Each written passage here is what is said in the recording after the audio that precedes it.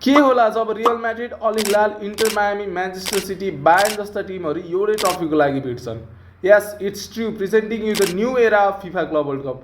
अहिले फुटबलमा जब official league म्याचेसहरू हिन्ड भइसकेको छ तब फिफा क्लब वर्ल्ड कपको कुरा राइज हुन थालेको छ। अब हेर, फिफा क्लब वर्ल्ड कप अघिल्लो सिजनसम्म के हुन्थ्यो, दुईवटा टिमको फाइनल हुन्थ्यो अनि च्याम्पियन्स लिग जित्ने टिमले जितेर आउँथ्यो। तर अहिले हाम्रो फिफा प्रेसिडेन्ट जसको टाउकोमा एउटा नि कपाल छैन, त्यसले आफ्नो जादुको छडी घुमाइसकेको छ, टुप्पी कसिसकेको छ। तर फिफा क्लब वर्ल्ड कपलाई अल्टिमेट लेभलमा लिएर जानेवाला छ। अब अल्टिमेट लेभल भन्नाले के त? FIFA club world cup wants to have Cristiano Ronaldo and Lionel Messi fighting for a single competition for a last time. त्यसको लागि भनेर हाम्रो फिफा प्रेसिडेन्टले अब रहेको कपाल झरे नि बाल भएन तर इन्टर मायामीले स्लट पाउनुपर्छ भन्दै होस्ट नेसनको क्लब भन्दै एउटा फ्री स्लट बाँडेका छन्। उता रोनाल्डोलाई कसरी हुन्छ, अल हिलालमा धकाल नै छ कि तिनीहरूलाई।